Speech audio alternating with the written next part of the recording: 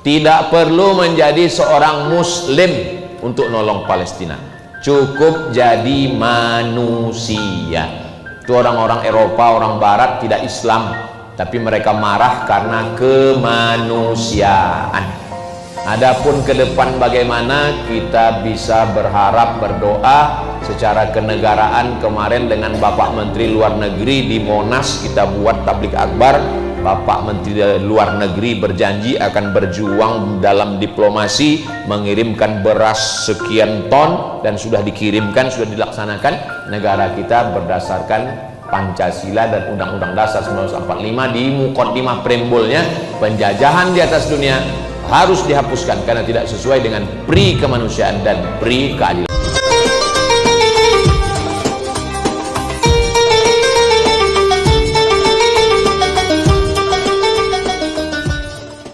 Terima kasih Ustaz. Silakan Pak Anjar. Bismillahirrahmanirrahim. Assalamualaikum warahmatullahi wabarakatuh. Waalaikumsalam warahmatullahi wabarakatuh. Jalan-jalan ke Pamekasan, dari Pamekasan ke Jawa Barat, kita peringati Maulid Nabi dengan keikhlasan. Insya Allah selamat dunia wal akhirat. Amin ya rabbal alamin. Selamat dunia wal akhirat bersama Pak Ustadz Abdul Somad. Amin ya rabbal alamin. Izin Pak Ustadz, saya pernah dengar, ini mungkin out of the box pertanyaannya. Saya pernah dengar Pak Ustadz ceramah terkait dengan hubungan Israel dan Palestina.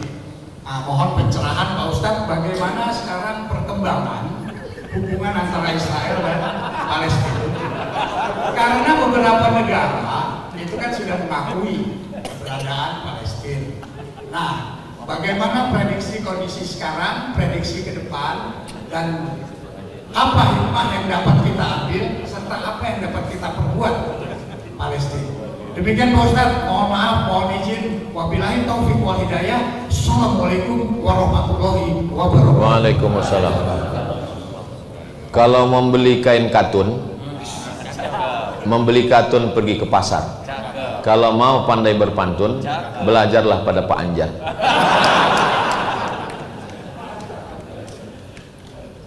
Tidak ada kemerdekaan yang diperjuangkan di atas meja perdamaian. Kenapa Belanda takut sama kita? Karena kita berjuang berdarah-darah, mati syahid. Karena Pangeran Diponegoro dari Jawa, karena Syekh Yusuf Al-Makassari dan Sultan Hasanuddin dari Sulawesi, karena Pangeran Antasari dari Banjar, karena Teku Umar dari Aceh, karena Imam Bonjol dari Minangkabau, karena Tuanku Tambusai dari bumi Melayu. Itulah maka mereka takut. Setelah mereka takut, barulah mereka mau berdamai. Jadi kalau ada saudara kita yang berjuang, jangan tuduh mereka teroris. Mereka sedang berjuang dengan darahnya, dengan nyawanya. Tapi yang ada berjuang dengan diplomasi, termasuk negara kita berjuang dengan diplomasi. Kemarin pidato Presiden di Persatuan Bangsa-Bangsa bahwa kita mendukung kemerdekaan Palestina. Semuanya ini adalah usaha untuk menolong saudara kita Palestina. Tidak perlu menjadi seorang muslim untuk nolong Palestina, cukup jadi manusia. Itu orang-orang Eropa, orang Barat tidak Islam, tapi mereka marah karena kemanusiaan. Adapun ke depan bagaimana, kita bisa berharap, berdoa secara kenegaraan. Kemarin dengan Bapak Menteri Luar Negeri di Monas kita buat tablik akbar. Bapak Menteri Luar Negeri berjanji akan berjuang dalam diplomasi, mengirimkan beras sekian ton, dan sudah dikirimkan, sudah dilaksanakan. Negara kita berdasarkan Pancasila dan Undang-Undang Dasar 1945 di mukaddimah preambulnya, penjajahan di atas dunia harus dihapuskan karena tidak sesuai dengan pri kemanusiaan dan pri keadilan. Kenapa Israel itu mau mengambil Palestina? Alasannya 5, bukan kata saya, kata Syekh Fargallah dalam buku Al-Milal wan Nihal, buku diktat kuliah kami waktu di Al-Azhar. Pertama, Menurut keyakinan mereka, Tuhan bergulat dengan Yakub. Lalu Tuhan kalah. Karena Tuhan kalah, lalu Tuhan ngasih tanah. Ini tanah untuk kamu karena aku kalah, kata Tuhan. Jadi mereka tidak akan bergeming, gak akan mundur untuk mengambil, mencaplok tanah itu.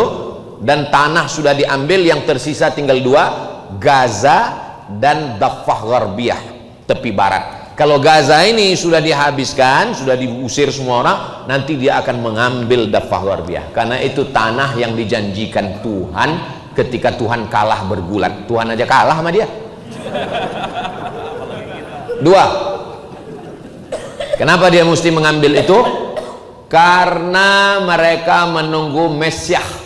Mesiah adalah dari kata masaha, mengusap. Ada makhluk yang mau turun.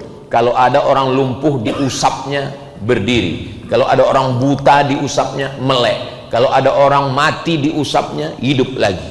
Maka dia disebut dengan Mesiah, orang yang mengusap. Mirip seperti Nabi Isa. Nabi Isa juga Al-Masih. Al-Masih artinya mengusap. Diusapnya orang lumpuh tegak berdiri. Tapi dia yang palsu. Yang palsunya, maka di ujungnya ada embel-embel. Sebelum salam tadi kita doa, Allahumma inni a'udzubika min adzabi jahannam wa min adzabil qabri wa min fitnatil mahya wal mamat wa min syarril fitnatil masihid dajjal. Yang palsu itu Dajjal. Al-Masih yang asli Isa, Al-Masih yang palsu Al-Masihid Dajjal. Tapi jangan gara-gara ini nanti ada yang pakai jam palsu, ini jam Dajjal ya. Tiga, ini Masjidil Aqsa ini keliling sudah digali terowongan, sudah dilobang-lobangi supaya dia jatuh ke bawah, karena di bawahnya itu ada King Temple Solomon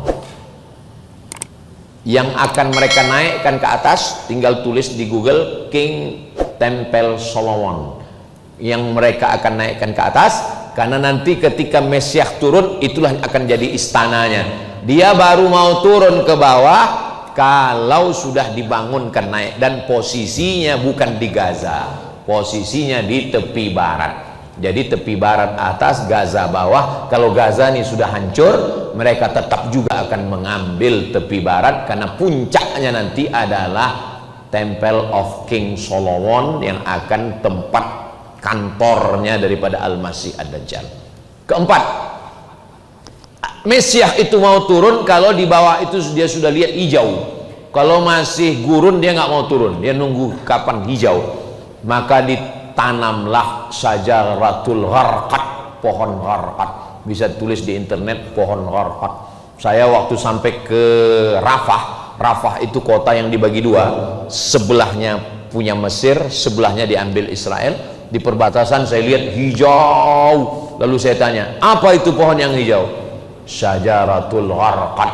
Dan dalam hadis Nabi, nanti semua sampai batu pun akan berkata, hadza yahudi khalfi faqtulhu. Ini di belakangku ada orang Yahudi, bunuhlah dia, kecuali ada satu pohon yang melindungi mereka, dan pohon itu adalah syajaratul gharqad.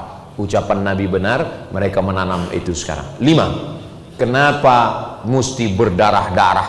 Kenapa mereka sanggup membunuh? Kemarin saya dikirim gambar tangan anak kecil megang mainan hancur mengkerut di balik jaket. Anak kecil yang tak berdosa megang mainan hancur berkeping, jenazahnya tidak dikubur, kena panas akhirnya mengering. Kenapa mereka sampai hati menumpahkan darah anak kecil? Karena dia mau turun ke bawah kalau sudah hijau dan tanah itu ditutupi oleh darah bayi-bayi anak Palestina yang tidak berdosa. Jadi kalau masih lagi ada orang yang meyakini kita bagi-bagi, nggak bisa bagi-bagi. Palestina itu dulu diperjuangkan Umar bin Khattab, diperjuangkan oleh siapa? Salahuddin Al-Ayyubi.